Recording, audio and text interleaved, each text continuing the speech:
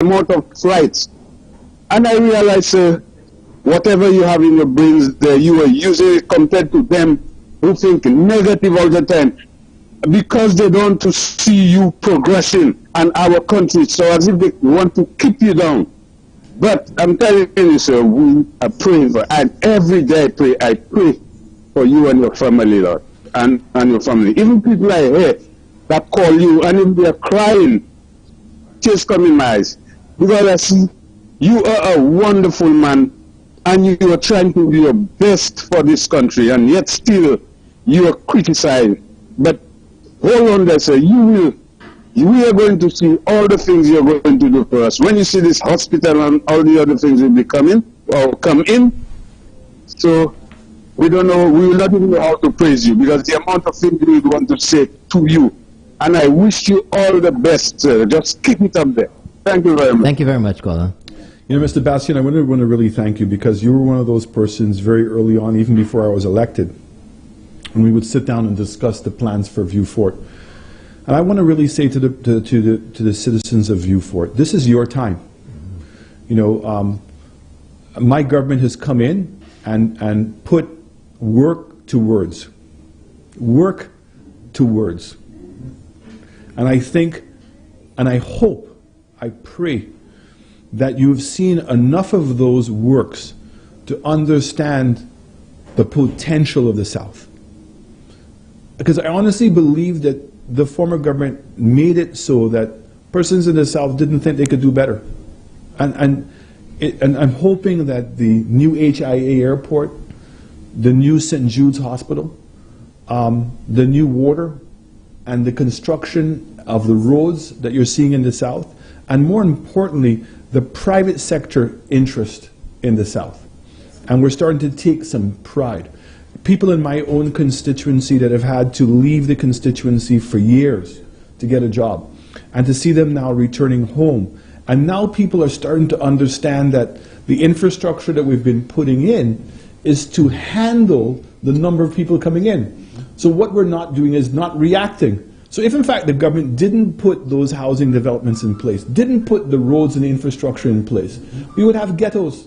And you'd have situations in which the people were moving faster than the government. And people would then have to move on to lands and squat. And you have a big problem afterwards. The government now is trying to put a plan in way in advance of where we think it's going to go. And the South is the key to growing this country. Mm-hmm. Yeah? And what we must make sure is that even in growing the South, that we don't undermine the development in the North. Mm-hmm. And that's why the North-South Highway will become one of the most significant pieces of infrastructure that we have to undertake. And it will tie now the whole country together. There's a number I want to share of solutions, because we use the word potential, but it's very difficult sometimes to put it in a perspective that we generally understand what that potential is. And the amount of land that we have is limited, 238 square miles. It happens to be the same number of square miles as Singapore. Okay? So if you take the GDP of Singapore and divide it by the 238 square miles, so it tells you how productive the land is, it's $1.5 billion per square mile. So in essence, 1.5 square miles of land in Singapore, 1.5 square miles, is producing more output than the whole of St. Lucia. St. Lucia is $9 million per square mile. Wow. Aruba is 39. Barbados is 30. If we had the same productivity as Aruba, which only has tourism, our GDP would be $10 billion. Right now it's 2.2. Now $10 billion in GDP means that the government can have a lower tax rate and collect more tax money, and in collecting more tax money, provide more services. That is what the number is. So when this government came into office, we were generating $17 million a month in revenue. The policies we put in with Five to Stay Alive, reducing the VAT, creating the gas fund, increasing the airport tax, we were able to now increase the tax revenue from $70 million in 2016 to $105 million in 2019, which meant that we had more money to provide the social services and to be able to pay for the insurance and do all the things. When COVID came, our tax revenue dropped to $55 million. That's why we had to borrow the money, was to make up that. And at $55 million a month, just to put it in perspective, $43 million a month goes to pay for salaries. $30 million a month is to pay for debt. Before you begin anything else, you're at $73 million. So this is why we have to work in parallel. We have to help the persons who are vulnerable, as well as continue to invest in the capacity of this country. Our farmers, our fisher folk, our young persons in the orange economy, and also providing them with opportunities to compete on a global market. Because it's there who have learned and have grown up with technology. The other people cannot do that. They're coming into a new era, and they have to push themselves, and the government has to continue to provide them with the infrastructure to be able to grow faster. And that's why the Minister of Education has done an amazing job in these new smart schools, the new investment that's taking place in Sir Arthur Lewis College. When I went in 2016 to Sir Arthur, I could not believe the condition. The Babonneau Secondary School, the Mondador School up in your area. I was shocked to see what I saw. So we're not even talking about basics that they were covering. So we had a lot of catching up to do. We are there. We've shown that even with COVID, that this government has had the capacity to come up with a plan, to stay on course with that plan, despite all of the negatives and the naysayers, that we've believed in the plan. And I'm so relieved that today, that some persons, and we can end where we started, right? We're able to be redeemed in seeing that ship come in today and say, okay, I believed in Alan Chastanet, I believed in the United Workers' Party, and now the evidence is that I made the right decision, and they have been vindicated. That's who's been vindicated. So I want to say to St. Lucians that you elected us to build a new St. Lucia. Allow us to continue and to finish the job. And to do that, we must keep working. We have one last call. That's what this government is doing. All we're doing is working. We have one last call here via WhatsApp, and Champagne can come in and continue warming the seat, folks. We're deep into Champagne in the morning. Champagne is here in studio, and with me in the studio is Prime Minister Alan Chastanet. We're going to take our final call via WhatsApp. Good morning, you're on the air. Good morning. Morning. Morning, y'all, but morning, PM. Morning, PM, how are you? So good to see. I'm great. PM, it's so good to see that cruise ship in the harbor this morning. Hats off to you, Honorable Dominic Fede, and all of the people involved with getting this ship back. It definitely signaled a new day for St. Lucia. So we're starting to see a country emerging out of COVID and the return of the cruise ship industry. We've seen the numbers of arrivals coming into Heranora coming back. We've seen the occupancies going up at the hotels. People are back to work. So it's fantastic news all around, and kudos to you and your government for that. You know, Minerva, can I say something to you if you don't mind? Yeah. Absolutely. So you were working up in the Northwest Territories, and you understood the importance of the cruise industry just even to where you were, because... Absolutely. Now, I want us to show by example to St. Lucians that there's an old saying that if you snooze, you lose. You've heard that saying? You lose.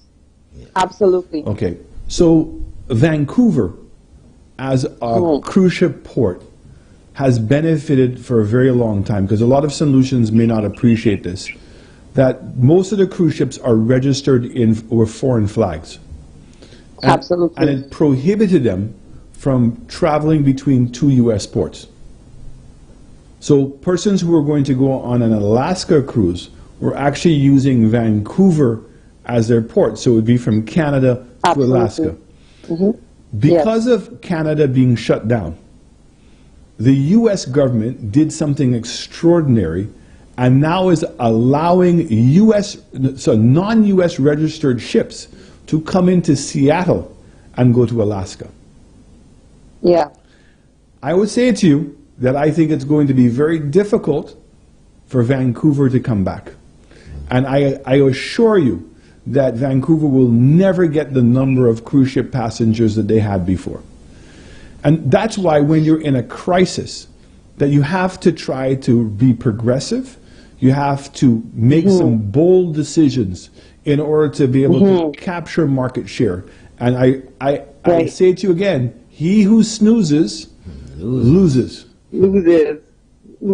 And Pierre, that's why I appreciate you saying we need to keep our lights on. We need to keep the country open and to keep things ready to go. So as soon as we emerge out of this, we're good to go. We're ready to move.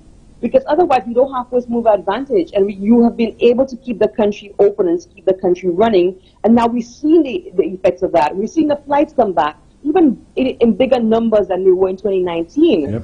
We've seen the reemergence of the cruise ship sector, thanks to the specific actions and deliberate decisions you've taken to do that. But PM, I want to also ask you, my point of calling in today was to ask you about our ease of doing business in St. Lucia. I think there's opportunity for more integration with our online systems. I think too many times our agencies, our ministries don't talk to each other virtually or digitally. You have to go to a physical line here, then you have to go back to another government agency there. I think there needs to be a greater integration of our ministries and our agencies. And I think sometimes there's an opportunity for a more service-oriented culture among our government departments and agencies.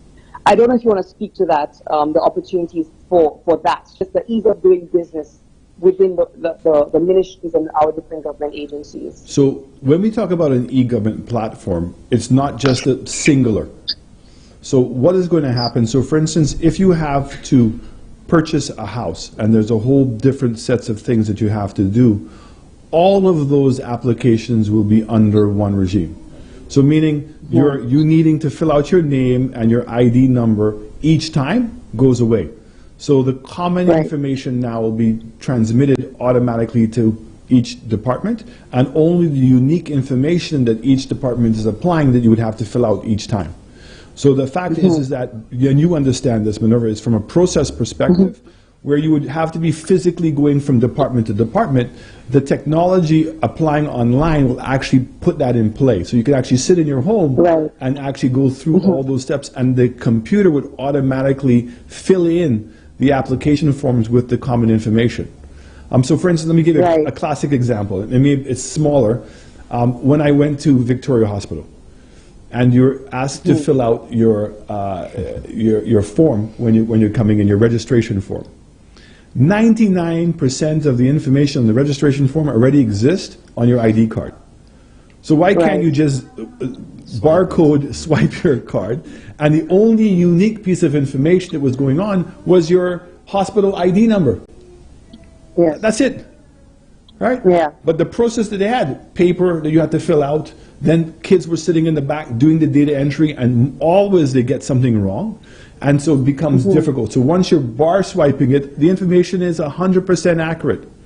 Right? And so these are some of the changes that we're trying to make. And again, when we speak about a singular ID number, it's to allow your processing through government services to become easier, particularly for the persons who are on the social welfare system.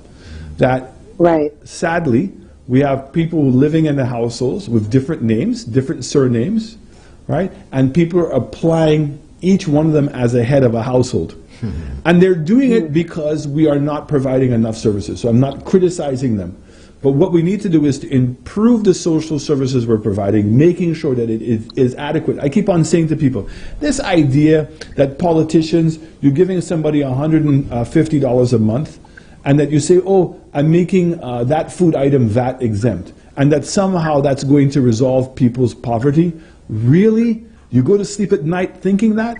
Now, the fact is that has been a sense of urgency on our part. And that's why I keep on saying that we've had to work in parallel. So we're fixing up some of those systems, growing the economy, so that we have the revenue to be able to do what we're going to do. And this is why I don't understand some of the criticism sometimes. In order to improve the quality and the quantum of social services that we have in this country, it must come with an increase in the growth of the economy, because the money has to come from somewhere. But if you focus only on the social side, eventually it becomes a drag on your economy because you're incurring more and more debt to maintain it. It cannot be. Sir John used to save over $100 million a year, and that's what he used to build schools and to build roads. So this is where we have to be able to get back to. Sadly, we've had to borrow money.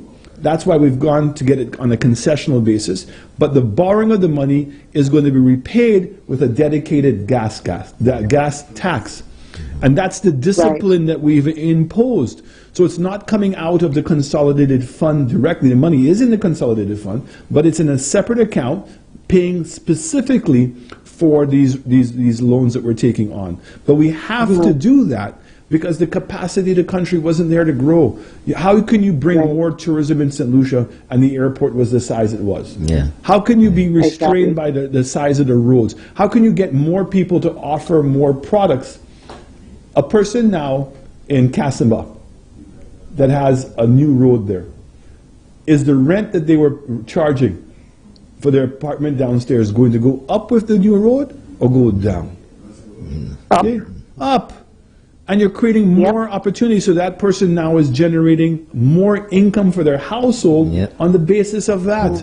Feeder roads for farmers. All of these things generate returns to the people. And that's where, it's okay to criticize. And that's why the Labour Party can only talk about all kinds of personal attacks and not deal with the policy. Because it's the same old Labour. It's the same old tired leaders, have nothing to offer. They are spent forces. Their time has passed, and it's an insult to St. Lucians that they're putting themselves up to be reelected. But sadly, that can only be convinced if the people of St. Lucia demand more and better. And I'm saying to the people in the South particularly, this government has given you more and given you better, and I'm certainly hoping that you will give us a chance to deliver even more for the people in the South. Thank you very much, PM. Thank you very much, caller. Minova. Thank you, very PM. much. Thank you. Have a great day. Keep up the good work, PM. Right. Thank you. Okay, and that's it, folks. That's it this morning. Thank you so much for joining me right here. Quite a little bit on overtime. I was out and we came back. We were watching the arrival of the Celebrity Millennium Cruise Ship at Point Seraphim this morning. The reopening, the start back of our cruise industry right here in St. Lucia. Quite a number of people back to work today, folks. Back to work, and it's a good day for many people who haven't worked for quite a while. Champagne in the morning. Champagne's coming up in the hot seat with you until maybe about 12 or a little after if he decides to stay a little longer. And that's it, folks. Stand by for Champagne in the morning. Bye-bye.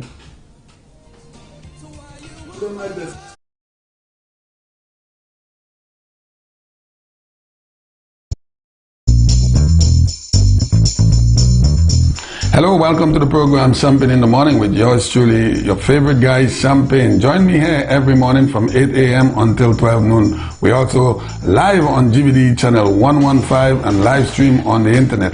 Join me as we discuss all